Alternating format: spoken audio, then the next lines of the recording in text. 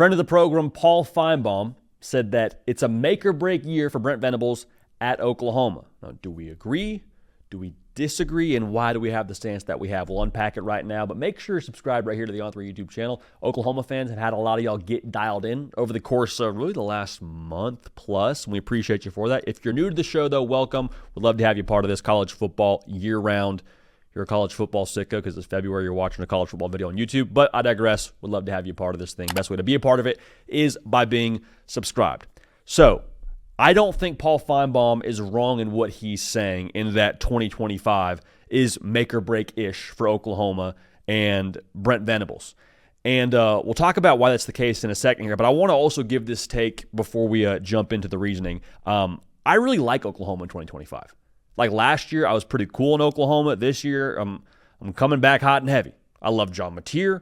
I love the direction of the offense. We have a breakdown of that on the channel, so go check that out. I love Brent Venables saying, my turn, I'm calling the defense, and just calling for the ball in the fourth quarter there. I love all of that. I feel like there's a lot more certainty around Oklahoma going into this season than there was past season. Last season, you're hoping the offensive line figures it out. You're hoping that your new OC and your quarterback that's a five-star guy is able to acclimate and hit the ground running. You're hoping for a lot of things. And while hope is still very much so in place in Norman, I don't think that's where all of your chips are placed. I don't think you have a ton of chips in the hope basket. I think there's a lot more expectancy. So with that being said, why do we think that Paul Finebaum is correct in this assessment of it being make or break-ish for Venables in 2025? He alluded to this, but I want to make sure we say it out loud ourselves. That logo in Norman means something, man. It does. And it may not make sense to an NFL fan or an NBA fan or what have you, but like the standards that you have for your school and your logo and your colors, all those things, a lot of those are based in track record. Hey, Oklahoma's had success at a high level for a long time. Those are expectations. Those are standards. And if you're not going to meet those standards, we're not just going to chalk it up to the season that it was or to a bad year. Like there is real deal, I think, urgency to keep a place like Oklahoma at the level that they expect to be at. So there's that part of it. The other part of it is that in the world of college football right now, optics have never been more important. And it's funny to say that, but I think it's the case. You look across the SEC, look at your rival in Texas, they've made the playoff each of the last 2 years.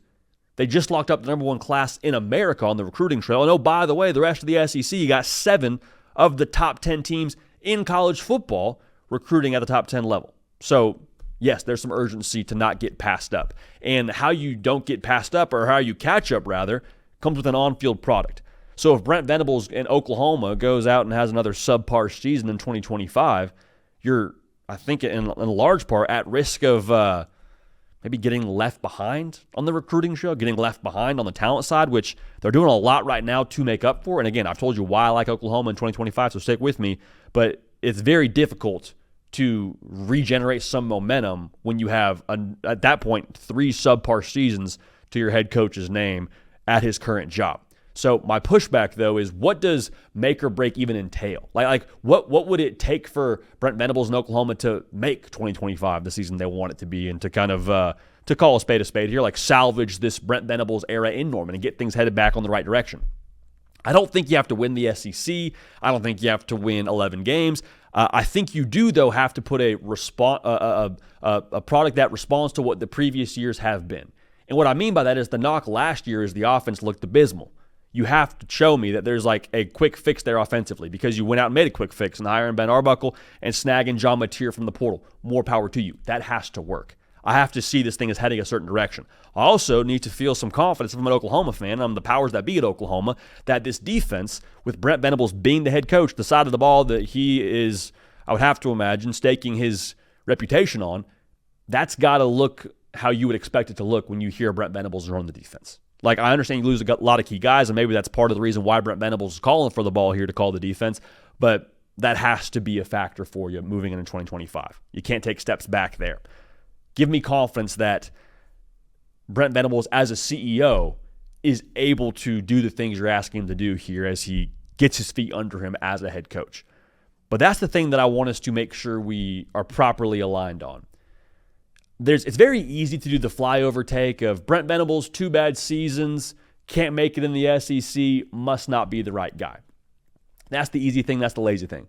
What the responsible thing to do is to acquire some context. We've talked about this a lot on this show. But context around Brent Venables and Oklahoma thus far is pretty crucial. The context is the first year he got the job, the portal bodied his roster. He's trying to figure it out, and they go and win 6 games, and it's unfortunate how it went. But, okay, first year on the job, first year ever as a head coach, and again, roster decimated by the portal. Next year, though, they win 10 games. Why? Get your feet under you. You go back to the portal, help yourself this time. You bring in a guy like Dillon Gabriel. You have success, and you end up, or we already had Dillon Gabriel, I suppose, in-house. But Dillon Gabriel gets another year in the system, and, you're off to the races, and Oklahoma goes out and wins 10 games. The next season, though, what happened? The roster was decimated by injury. It's neither here nor there. You can't account for that. But you look at the fact that you went to the SEC to call a spade here, I think is worth at least understanding. Look at who Oklahoma played this past year. They played not one but 2 college football playoff teams, and then they also played Ole Miss, Alabama, and South Carolina, 3 teams that were all on the bubble and thought they had a case to be in the college football playoff. Like the schedule in itself, you look across the SEC, they're not created equal. Give Oklahoma Missouri's schedule, what's their record? We can't really play that game can't put too much stock into that, but I just think it's worth noting here. Oklahoma, in terms of the cards they were dealt, you still got to play them, but they weren't the same hand as maybe some of the other teams in their conference were dealt. It's not an excuse. I'm not telling you that's the reason to keep Brent Venables, but I am saying as you make your decision, powers that be at Oklahoma, if you don't see what you want to see on the field this year, that probably needs to be taken into account. So I kind of buried the lead here, but I think Brent Venables, as the head coach at Oklahoma, deserves a lot of benefit of the doubt if they go out and win, let's call it 8 games, and it looks the right way. Like, I need to see us not have embarrassing losses, like the Navy loss comes to mind, the South Carolina loss comes to mind from this past year. I need to see a different caliber of competitive product. And also, I'd like to see some marketable moments. Go beat Texas. Think about the flag plant that would be for Venables in terms of what he can do at Oklahoma if you go out and beat your rival who's made the college football playoff each of the last 2 years. I think that'd be huge. You can mention a bunch of other games you would like to see Oklahoma win, but that'd be the one that I would circle in addition to some others. So going back to benefit of the doubt, if you are going to part ways with Brent Venables after an 8-win season, one I would say I'd push back on that, but that is what it is. Are you sure you want to reset the roster? Are you sure that's something you want to do? Because John Mateer could come back for another season now. He's got another year of eligibility after this year. Are you sure you want to blow it all up in the toughest conference in America because of the fact that you didn't win 10 games? Like 8 wins is where you're going to draw the line at. I have a tough time believing that. The other part of this is you're coming off of a era now pre-Brent Venables in the Lincoln Riley regime, and I'm not even anti-Lincoln Riley, but I know a lot of y'all Norman are. Why? Because he wasn't a guy that was maybe aligned with how you would like your head coach to be.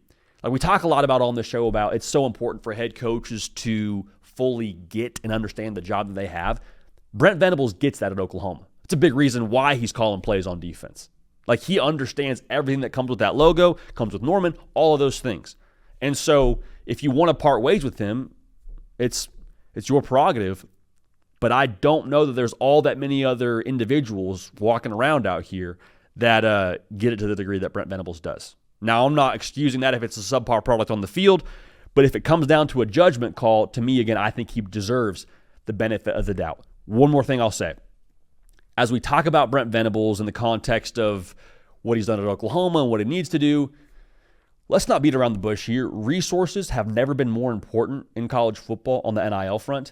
And landing a John Mateer, I think, is massive. And I think what they did there is a tremendous step in the right direction. But if you're going to hold Brent Venables to the same standards as some of these other powers in college football, the other recognizable logos in the sport, make sure that you have your resources and your things you're arming him with at least within striking distance of what they're bringing to the table. Because if you're asking Brent Venables to walk in there with lesser tools and do more than these other schools with more tools, I get it, but I also don't agree with it. I get it because you expect a lot of Oklahoma, but to me that feels like more of a wish than a plan. And plans win in college football. So better have the right plan, have the right resources. And if you do, then you actually have proper criteria to judge Brent Venables on. And if you don't, you fire him. Okay, again, your call, but don't expect somebody else to walk in and do more with those lesser tools. Food for thought. But again, I like Oklahoma. I think they make it this year, and I'm excited to see what happens. Let me know your thoughts, though. Instagram, Twitter, at JD PicKell. Heck, the comment section. Let me know your thoughts on this. And we just talk college football all year round, so it's a good time. Appreciate y'all being subscribed. Cato on the ones and twos, myself, JD PicKell. We will keep this party rolling. We will see y'all next time.